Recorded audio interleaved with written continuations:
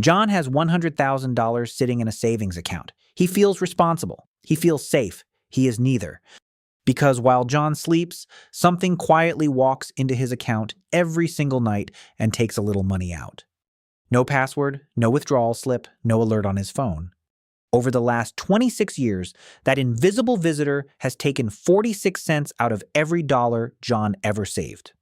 A dollar he earned back in the year 2000 buys about 53 cents of groceries today, same dollar bill. Half the food, nobody stole it, nobody hacked his account. The number on his statement never went down once. That is the entire trick. That is why almost no one ever sees it coming. Most people think inflation is just a headline, a percentage that flashes on the news at night. Something that happens to gas prices and then quietly goes away. It does not. Inflation is a tax you never voted for. It is collected in a currency you cannot see. It lands on money you already paid income taxes to earn. And if you do not understand exactly how it works, it will vanish your money slowly while your bank statement smiles back and says everything is perfectly fine. Let me show you the real math behind it. Here is what the data actually shows. In May of 2026, official inflation hit 4.2%. That was the highest reading since April of 2023. Energy costs alone jumped 23.5% in a single year. Food climbed 3.1%. Shelter rose 3.4%. Those are not abstract numbers on a chart. That is your grocery bill, your rent, your tank of gas, all moving at once. Now here is the part nobody explains. Your money does not have to disappear from your account to lose value. It just has to sit still while prices march forward. A savings account paying 0.5% in a year prices rise 4% is a machine that quietly deletes 3.5% of everything inside it. You do the responsible thing. You save, and you still lose. Most people never connect those two facts. They see the balance holding steady, and they feel protected. The balance is a liar. It only measures dollars. It never measures what those dollars can buy, so the real question is not how many dollars you have. The real question is how much life each dollar still purchases. And on that question, most people are quietly losing every single year without ever noticing. Here is what nobody tells you about that. Let me introduce you to 4 people. They all started in the exact same place on the exact same day. Meet John first. John is 40 years old. He earns $92,000 a year as an operations manager. John is careful. John is disciplined. He keeps $100,000 in a plain savings account earning 0.5% because he wants it safe. Now meet Maya. Maya is 28. She earns $61,000 a year and she felt smart. Maya moved her $100,000 into a high-yield savings account paying 4%. Everybody online told her that was the responsible move. Then meet Carla. Carla is 32, earning $74,000 a year. 2 years ago, Carla bought a house with a 30-year fixed mortgage locked at 3%. Her friends said she took on too much debt. And finally, meet Diana. Diana is 34, earning $68,000 a year. Diana carries $18,000 on credit cards.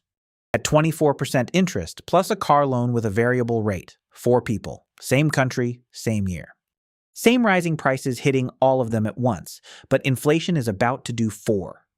Completely different things to these 4 lives, and the person you would guess is winning is almost certainly not. Let me keep this fair and walk through each one, dollar by dollar, so you can see exactly where your own money would land.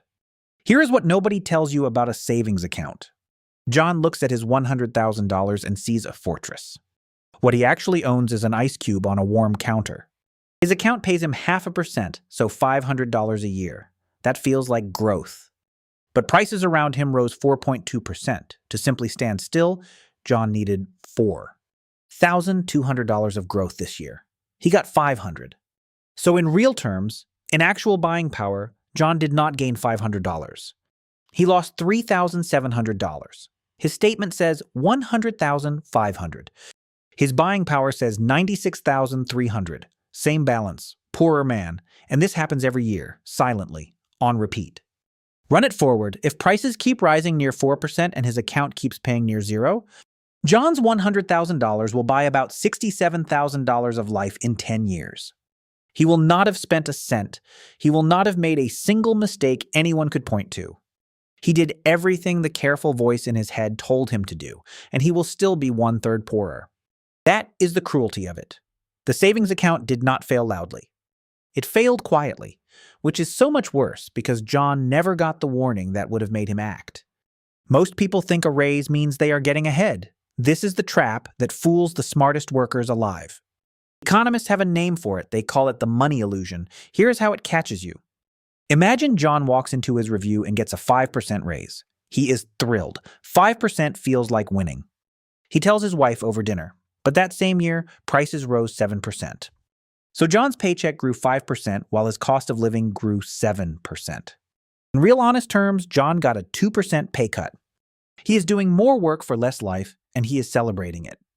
Your brain fixates on the bigger number on the paycheck. It barely registers the quieter number at the grocery store. That gap is exactly where inflation lives and feeds. Companies understand this better than employees do. In a high inflation year, a firm can hand out raises that look generous and still pay people less in real terms than the year before. The worker feels rewarded. The math says otherwise, and almost nobody runs that second calculation. They see a bigger number, feel richer, and spend accordingly, which digs the hole deeper. The number on the check is not your raise. The number at the store decides your raise. Only one of those two ever gets your attention.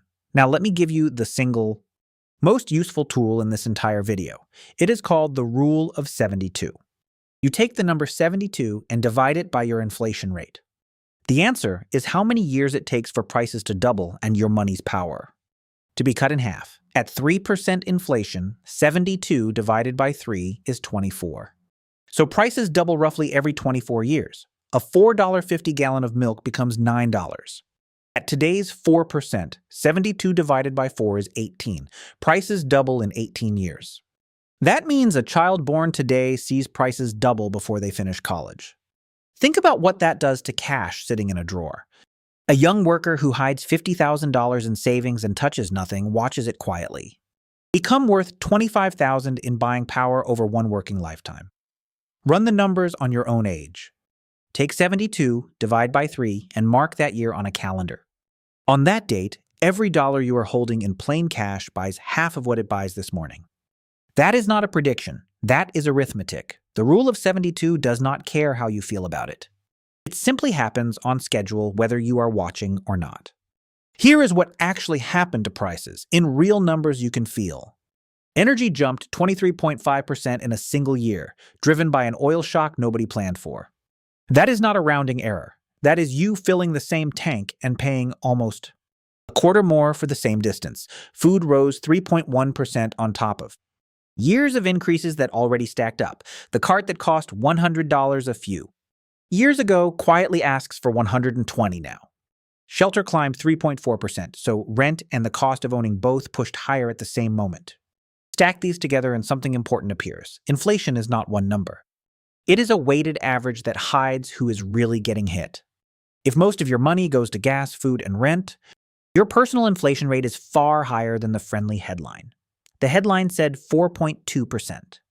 The family driving 40 miles to work and feeding 3 kids felt closer to 8. Averages comfort the people who are not living inside them. So when a politician or a banker tells you inflation is under control, ask a sharper question. Under control for whom, exactly? Because the number that matters is not the national average. It is the inflation rate of your specific life. Now watch Maya, because Maya thought she outsmarted all of this. Maya moved her $100,000 into a high-yield account paying 4%. On paper, she is winning. $4,000 of interest landed in her account this year, but prices rose 4.2%. So Maya needed $4,200 just to hold even. She earned $4,000. She is still down $200 in real buying power, even doing the smart thing everyone praised. Maya is not losing badly like John. Maya is treading water in a cold ocean. Her arms are moving. Her head is barely above the surface, and there is a second trap hidden inside her win. That $4,000 of interest is taxable. If Maya sits in a 24% bracket, the government takes roughly $960 of it, so her real after-tax, after-inflation return is not 4%. It is negative. She did everything the internet told her, and the honest math still shows a small loss. This is the part that breaks people when they finally see it. The high-yield account is not a wealth machine. It is a very comfortable holding cell. It keeps your money warm and safe while inflation And taxes take slow, polite bites out of the back. So where does all that lost money actually go? This is the question almost no one asks. Money does not evaporate. When your dollar loses value, that value does not vanish into the sky. It moves. It gets transferred to somebody else. Inflation is not destruction. Inflation is redistribution. It quietly picks up wealth from one group of people and sets it down in the pockets of another. And the rule of who wins is brutally simple. Inflation punishes anyone holding cash and anyone who is owed money. It rewards anyone who owes money at a fixed rate. Savers lose, lenders lose, borrowers with locked-in debt win. That sentence rearranges everything you were taught about being responsible. The careful saver, praised his whole life, is standing on the losing side. The person with a big fixed mortgage, warned by everyone, is standing on the winning side. Because they get to repay tomorrow's expensive debt with today's cheaper dollars. Inflation is the current running underneath the whole economy. Most people never even feel the water moving. But it is always carrying wealth in one direction, from the people who hold money to the people who owe it. Now come back to Carla, because Carla is the one you underestimated. Carla locked a 30-year mortgage at 3%, and her friends thought she was crazy. Watch what inflation does for her. Carla owes the bank a fixed number every month. That number never changes for 30 years, but her paycheck rises with inflation, and rents around. Her rise and prices rise while her mortgage payment stays frozen in the past. Every year, inflation makes her debt smaller in real terms without her paying a cent extra. If prices rise 4% while her rate is locked at 3%, Carla is effectively being paid 1% a year to hold that debt. Her loan balance shrinks in real value while her home's price climbs. She is short cash and long a fixed loan, which is exactly the winning position. Meanwhile, the responsible saver next door, sitting on cash, is losing on the very same force. That is quietly enriching Carla. Same country, same inflation rate, opposite outcomes. The difference was not income. The difference was not luck. The difference was which side of the debt they chose to stand on before the water started moving. But do not hear the wrong lesson, because Diana proves debt can also destroy you. Diana carries $18,000 on credit cards at 24% interest. This is where the story flips hard. Carla's debt is fixed and cheap, so inflation eats it for her. Diana's debt is variable and brutal, so inflation feeds it instead. When prices rise, the central bank raises interest rates to fight back. Carla does not care because her rate is locked forever. Diana feels every hike immediately because her rates float. Her 24% card creeps toward 26%. Her variable car loan resets higher. So the exact same inflation that quietly forgives Carla's mortgage quietly tightens the noose around Diana. Not all debt is the same. Fixed debt at a low rate is a shield against inflation. Variable debt at a high rate is a magnet for it. Diana is not being punished for borrowing. She is being punished for borrowing in the form that inflation loves to attack. The lesson is not debt good or debt bad. The lesson is that the structure of what you owe decides whether inflation works for you or against you. Now, you might be asking a fair question. If inflation quietly robs savers, why does anyone allow it to exist? Here is the part that surprises people. The government does not try to stop inflation. It targets it. The official goal is around 2% inflation every single year, forever, on purpose. A little inflation pushes people to spend and invest instead of hoarding cash. It also quietly shrinks the government's own massive debt, the exact same way it shrinks Carla's mortgage. So the system is not broken when your dollar loses value. The system is working precisely as designed. 2% sounds tiny and harmless. It is not. 2% every year, compounded across a 35-year career, still cuts your dollar's power in half. That is the friendly, on-target, healthy version of inflation. That is the best case. The version we just lived through at 4% does the damage in half the time. So when you hear that inflation is back to target, do not exhale.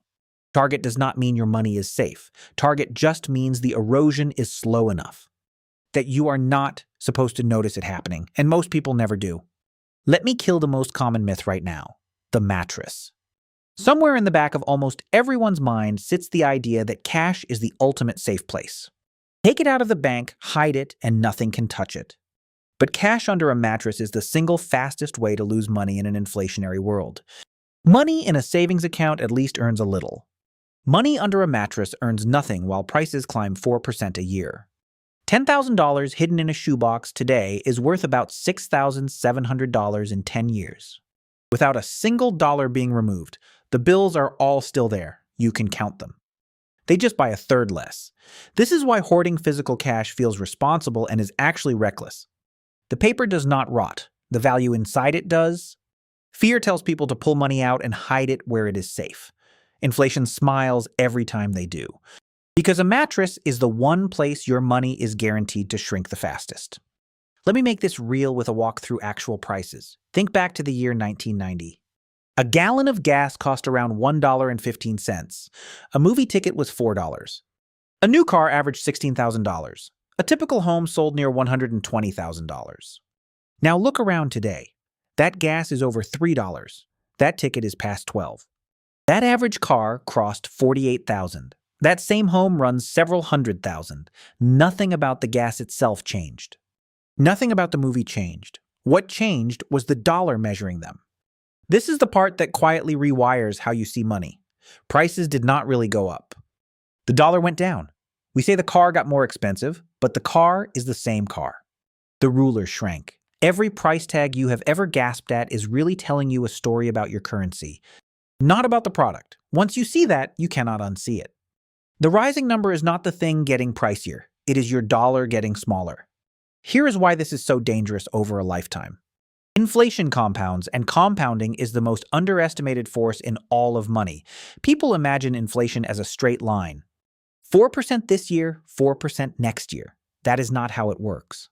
It stacks on itself, like interest running in reverse. 4%, then 4% on the new higher prices, then 4% again on top of that.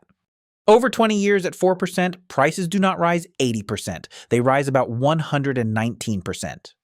They more than double. The same quiet force that grows an investment into a fortune over decades is the force, draining your idle cash over those same decades. Compounding does not care which direction it runs. Put your money where compounding works for you, and it builds wealth in the background while you sleep. Leave your money where compounding works against you, and it drains wealth in the background while you sleep. Same engine. Opposite passengers. The only question is which seat your money is sitting in. So what actually beats this thing? I promised no product pitch, and I meant it, but the principle is worth more than any tip. Inflation destroys money and rewards ownership. Cash is a claim on a shrinking dollar. An asset is a claim on something real that rises as the dollar falls. When prices double, the value of a business tends to double, rents double, and the price of the things people own climbs right alongside. That is why the wealthy rarely sit in cash. They understand cash is the melting ice cube, so they hold as little of it as they safely can. They put the rest into things that ride the same wave that is drowning the saver. You do not beat inflation by working harder for more dollars. You beat it by owning pieces of a world whose prices rise when the dollar sinks. The saver races to collect more of a currency designed to lose value. The owner steps off that treadmill entirely and lets inflation lift what they hold. That single shift from collecting dollars to owning things is the whole game. And here is the psychological trap underneath all of it. Your brain anchors to old prices and never lets go. You remember when coffee was $1, when gas was under $2, when a candy bar was 50 cents? So every new price feels like a personal insult, like someone is ripping you off. That feeling is money illusion wearing a different mask. You are comparing today's shrunk dollar to yesterday's larger one and calling the gap greed. Sometimes it is greed. But most of the time, it is just the currency quietly deflating under your feet while your memory holds still. This is why inflation feels so emotional and unfair. It is why it is so easy to blame the store, the company, the politician. The real culprit is invisible and boring. It is the slow, deliberate shrinking of the measuring stick itself. Understanding that does not lower your grocery bill, but it moves you from feeling like a victim of prices to being a student of the system. And students of the system are the ones who quietly end up on the winning side. So let us line them all up one last time. Same year, same rising prices, 4 completely different fates. John, the careful saver, quietly lost about $3,700 in real terms without touching a thing. Maya, the smart high-yield saver, treaded water and still finished slightly underwater after taxes. Carla, the so-called reckless borrower, was effectively paid to hold her fixed mortgage while her home appreciated. And Diana, the variable rate borrower, got squeezed harder every time inflation ticked up. Notice what did not decide their outcomes. It was not who worked hardest. It was not who earned the most. It was not even who saved the most. What decided everything was whether they understood the single force moving underneath all four of their lives. Inflation did not care about their intentions. It only cared about their position. And that is the uncomfortable truth this whole video is built around. Here is the counterintuitive twist almost no one is ready for. In an inflationary world, holding cash is not the safe choice. It is the slow choice. It feels safe precisely because it fails silently, and silence is the most dangerous thing your money can do. The saver who does everything right, who avoids all debt, who keeps a fat cushion of cash, is quietly handing purchasing power to the borrower every single year. Meanwhile, the person with a locked-in low-rate loan is being paid by the same force. Read that twice. Inflation is a wealth transfer from the patient to the leveraged, from savers to borrowers, from the people who feel responsible to the people who understood the math. The economists found something wild. Even during record inflation, only a small fraction of people understood that inflation was quietly shrinking their debt for them. Almost everyone felt poorer. Almost no one saw the transfer happening in plain sight. That is the real danger of inflation. It is not just that prices go up. It is that the entire game is being rigged in slow motion, and the scoreboard, your bank balance, is designed to never show it. Here is the one line to remember. Inflation does not make everyone poorer. It makes the people who do not understand it poorer and quietly pays the ones who do. So what do you actually do with all of this? I am not going to hand you a hot stock tip or a product to buy, because that is not what this is about. The most important financial decision you can make is refusing to measure your money in dollars alone. Dollars are a ruler that shrinks every year while you are trying to measure with it. Start asking the second question. Not how many dollars do I have, but how much life will these dollars still buy in 10 years? Look at where your money sits and ask which side of inflation it is standing on. Is it cash quietly losing, or is it positioned to hold its ground? Look at what you owe and ask whether it is the fixed, cheap kind that inflation forgives, or the variable, expensive kind that inflation feeds. You do not need to fear inflation once you can see it. You only need to stop being the person it works against. Do the math in real terms, not in the comforting fiction of the balance on your screen. Make the decision that matches your reality, not the number your bank wants you to stare at. Because the money never really vanishes. It just quietly walks over to whoever bothered to understand the rules.